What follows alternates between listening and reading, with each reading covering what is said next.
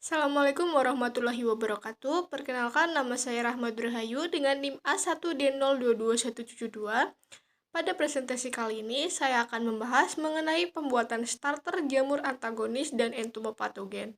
Yang mana jamur antagonis dan entomopatogen ini memiliki peran penting sebagai agen hayati dalam mengendalikan organisme pengganggu tanaman dan hama serangga yang merugikan. Untuk presentasi ini bertujuan untuk memenuhi tugas inhal praktikum produksi agen hayati.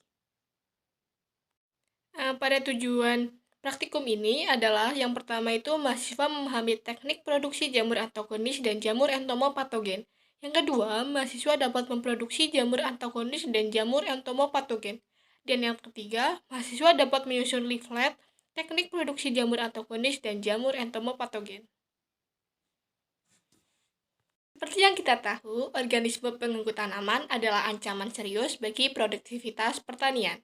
Pengendalian yang biasanya dilakukan dengan bahan kimia menimbulkan masalah lingkungan seperti degradasi kualitas tanah dan hilangnya mikroorganisme penting dalam tanah. Dengan pendekatan yang ramah lingkungan, kita dapat mengurangi dampak negatif ini melalui pengendalian hama penyakit terpadu dan memanfaatkan agen pengendali hayati. Trichoderma sp dan Beveria bassiana merupakan salah satu contoh jamur yang berperan penting sebagai agen hayati. Trichoderma sp dikenal sebagai jamur antagonis yang efektif melawan patogen tanah, sedangkan Beveria bassiana merupakan jamur entomopatogen yang efektif menginfeksi hama serangga.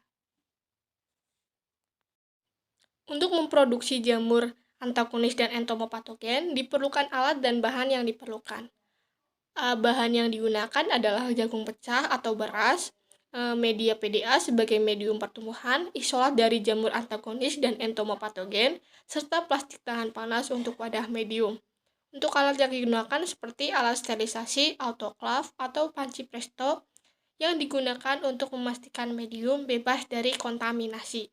Pemilihan bahan medium dan alat yang sesuai sangat penting dalam mendukung pertumbuhan jamur serta secara optimal dan menghindari kontaminasi.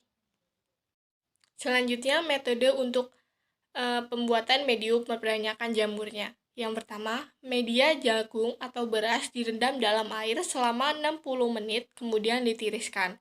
Yang kedua, sebanyak 20 gram bahan media dimasukkan dalam plastik tahan panas. Yang ketiga, sterilisasi media dilakukan dengan menggunakan autoclave atau panci presto pada suhu 121 derajat Celcius selama 20 menit. Dan yang terakhir, setelah disterilisasikan, media dibiarkan dingin dan siap digunakan untuk perbanyakan jamur. Selanjutnya, metode infeksi jamur pada media. Yang pertama itu media jagung atau beras steril yang telah didinginkan disiapkan. Kedua, isolat dari jamur dipotong-potong menggunakan bor gabus atau scalpel. Dan yang ketiga, potongan isolat dimasukkan ke dalam medium jagung atau beras secara aseptis. Masing-masing medium diisi 2-3 potong isolat. Dan yang keempat, plastik yang telah diisi potongan isolat ditutup rapat. Dan yang kelima, selanjutnya diinkubasi pada suhu ruangan selama 7-14 hari. Jika jamur sudah tumbuh memenuhi medium, maka agen tersebut siap digunakan. Pada kesempatan ini juga saya akan mempresentasikan mengenai pembuatan starter bakteri dan hamir antagonis serta entomopatogen. Nah, mikroorganisme ini sendiri juga dapat berfungsi sebagai agen pengendali hayati atau APH yang bermanfaat untuk mengendalikan hama dan penyakit tanaman secara alami. Penggunaan APH ini semakin penting untuk mengurangi ketergantungan pada pestisida sintetik yang dapat berdampak negatif bagi lingkungan dan kesehatan. Pada pembuatan starter bakteri dan hamir antagonis serta entomopatogen ini bertujuan untuk yang pertama itu mahasiswa mampu memproduksi bakteri dan hamir antagonis, dan yang kedua mahasiswa mampu memproduksi bakteri dan hamir entomopatogen. Masuk ke landasan teori di mana agen pengendali hayati atau APH adalah kelompok mikroorganisme yang berperan dalam mengendalikan organisme pengganggu tanaman atau OPT. Untuk APH sendiri ini memiliki beberapa keuntungan dibandingkan dengan pestisida sintetik. karena tidak menimbulkan residu berbahaya, aman bagi kesehatan manusia dan lingkungan, serta mengurangi risiko terjadinya ledakan OPT sekunder. Nah, untuk APH sendiri ini juga memiliki biaya yang lebih rendah dan mudah diperoleh karena sumbernya ini bisa didapatkan di sekitar pertanaman. Untuk kelompok APH sendiri itu meliputi bakteri, jamur, hamir, dan virus. Untuk jenis bakteri antagonis dan entomopatogen, ada beberapa bakteri antagonis seperti Bacillus spp, Pseudomonas spp, dan Streptomyces spp. Nah, ini telah terbukti efektif dalam menghambat pertumbuhan patogen tanaman. Sementara itu, untuk entomopatogen, bakterinya itu seperti Bacillus thuringiensis yang efektif dalam mengendalikan berbagai jenis hama serangga. Ada juga Staphylococcus syuri dan Stratia sp yang dapat menginfeksi dan membunuh serangga hama, menunjukkan potensi tinggi sebagai agen biokontrol. Selanjutnya dari hamir sebagai entomopatogen, selain dari bakteri, hamir juga berpotensi sebagai entomopatogen. Nah, beberapa spesiesnya itu seperti Streptomyces lyseoplanus dan Streptomyces bacillaris yang telah terbukti efektif dalam menginfeksi hama serangga seperti ulat dan kumbang. Nah, mikroorganisme ini sendiri juga dapat menyerang serangga dengan cara menginfeksi tubuhnya, sehingga menghambat perkembangannya dan menyebabkan kematian. Selanjutnya itu ada media perbanyakan. Untuk memperbanyak bakteri dan hamir, kita juga memerlukan media pertumbuhan yang sesuai. Media yang umum digunakan untuk bakteri adalah Nutrient Broth atau NB dan King's-Bee. Sementara untuk hamir bisa menggunakan Sabouraud agar SA dan Potato dextrose agar atau PDA. Pemilihan media yang tepat ini penting untuk memastikan mikroorganisme ini tumbuh optimal dan dapat digunakan sebagai starter dalam pengendalian hama dan penyakit. Kemudian itu ada alat dan bahan. Alat yang digunakan yakni cawan Petri, gelas beker, mikroskop, pipet, Erlenmeyer, gelas ukur, jarum oase, mikropipet, autoclave, shaker, dan laminal airflow. Bahan-bahan yang digunakan yakni toge, bahan media King's-Bee cair, glukosa, aquades, isolat bakteri dan hamir, kapas, dan aluminium foil.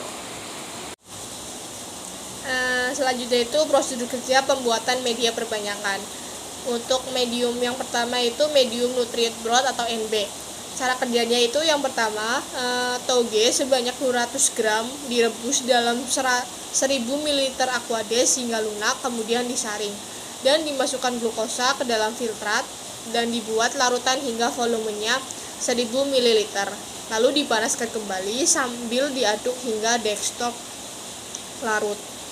Larutan dimasukkan ke dalam Erlenmeyer masing-masing 150 sampai 200 ml dan dapat ditutup dengan kertas aluminium foil atau kapas dan disterilisasikan selama 20 menit pada suhu 121 derajat Celcius dengan tekanan 15 mSI menggunakan autoclave. Dan selanjutnya larutan didinginkan dan siap untuk digunakan.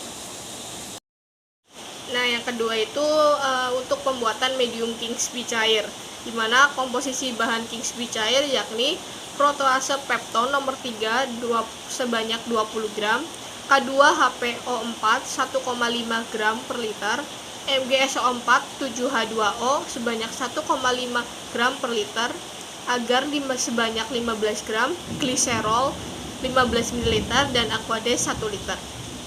Nah, semua bahan ini dimasukkan ke dalam gelas beker dan selanjutnya ditambahkan 1 liter aquades, kemudian diaduk hingga homogen.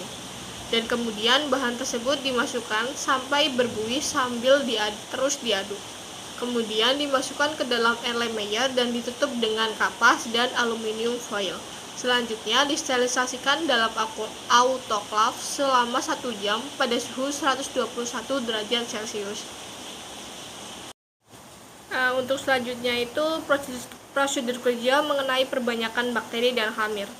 Yang pertama itu starter bakteri atau hamir, antagonis, dan entomopatogen itu disiapkan.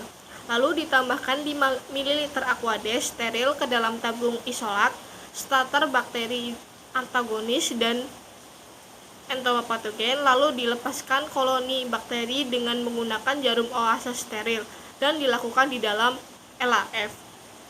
Nah, kemudian dimasukkan atau dipindahkan larutan bakteri atau hamir antagonis dan entomopatogen tersebut ke dalam media perbanyakan secara aseptis.